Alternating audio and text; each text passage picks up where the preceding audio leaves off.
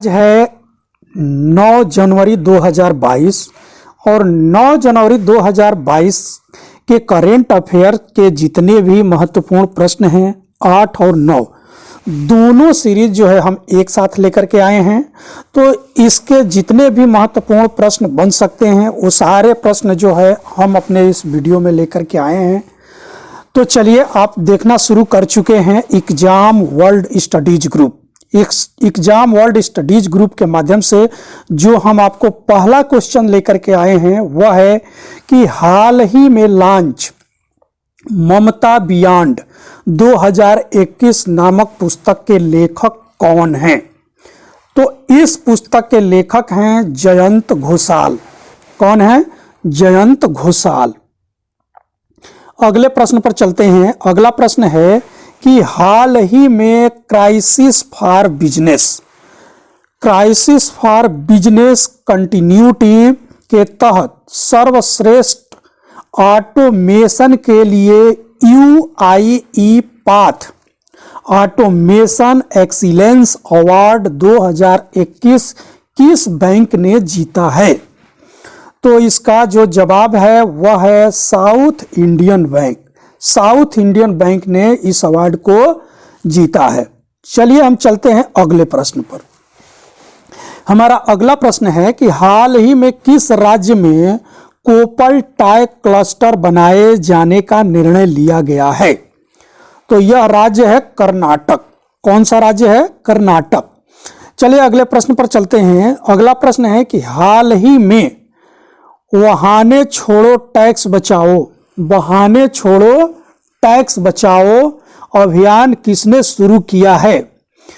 तो ये शुरू किया है SBI जनरल इंश्योरेंस ने। ठीक। अगला प्रश्न है कि हाल ही में अंतर्राष्ट्रीय सौर गठबंधन ISA में शामिल होने वाला 102वां देश यानी 102 नंबर का देश कौन बन गया है। तो ये बना है एंटीगुआ और बरमूडा। एंटीगुआ और बरमूडा जो हैं ये बन गए हैं। अगला प्रश्न है कि हाल ही में किस राज्य शासित प्रदेश ने तख्त दमदमा साहिब को सिखों के 5वें तख्त के रूप में मान्यता दी है। तो किसने दी है? ये दिया है आपका दिल्ली। ठीक है, ये दिल्ली है। चलिए अगले प्रश्न पर चलते हैं कि हाल ही में अंक ज्योतिष का पहला गिनीज वर्ल्ड रिकॉर्ड किसने हासिल किया है। ठीक है, तो देखिए ज्योतिष जो है दो प्रकार की होती है। एक होती अंक ज्योतिष और दूसरे को कहते हैं फलित ज्योतिष। तो अंक ज्योतिष का पहला गिनीज वर्ल्ड रिकॉर्ड किसने हासिल किया है। तो ये किया है JC चौधरी ने। अगला प्रश्न है कि हाल ही में ओमिक्रॉन वेरिएंट की जांच की किस पहली स्वदेशी किट को मंजूरी दी गई है। देखिए ओमिक्रॉन जो है आजकल चारों तरफ जो है डर का माहौल बना करके रखा हुआ है। तो इसके लिए एक किट आई है और इस किट का नाम है ओमिश्योर। ठीक है। अगला प्रश्न है कि प्रवासी भारतीय दिवस कब मनाया जाता है। प्रवासी भारतीय दिवस जो है हर साल मनाया जाता है 9 जनवरी को। आइए 9 जनवरी को ही क्यों मनाया जाता है। तो ये जान लीजिए कि 9 जनवरी को ही राष्ट्रपिता महात्मा गांधी यानी 9 जनवरी 2015 को राष्ट्रपिता महात्मा गांधी दक्षिण अफ्रीका से भारत आए थे। ठीक है, तो जब दक्षिण अफ्रीका से भारत आए उसके बाद फिर वो अफ्रीका नहीं गए।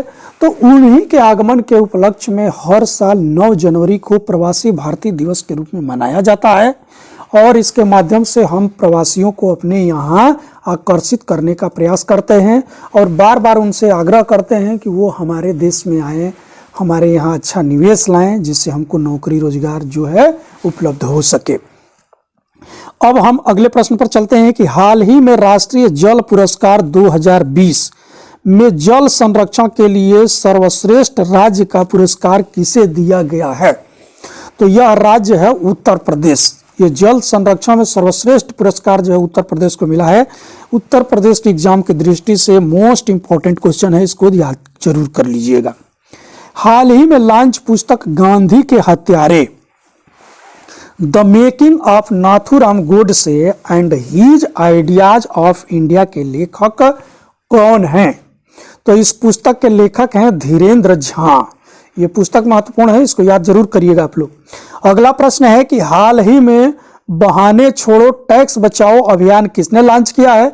ये प्रश्न मैं पहले भी बोल चुका हूं कि एसबीआई जनरल इंश्योरेंस ने, ये रिपीट हो गया है क्वेश्चन, तो चलिए आप लोग भी रिपीट कर लीजिए एक बार। हम अगले प्रश्न पर चलते हैं कि हाल ही में इंडिया रेटिंग एंड रिसर्च के अनुसार वित्त वर्ष 2022 में भारत की जीडीपी कितने % रहने का अनुमान लगाया गया है? तो ये लगाया गया है 9.3%।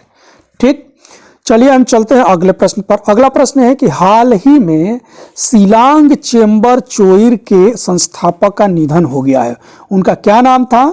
तो उनका नाम था नील नोग गिनरीह।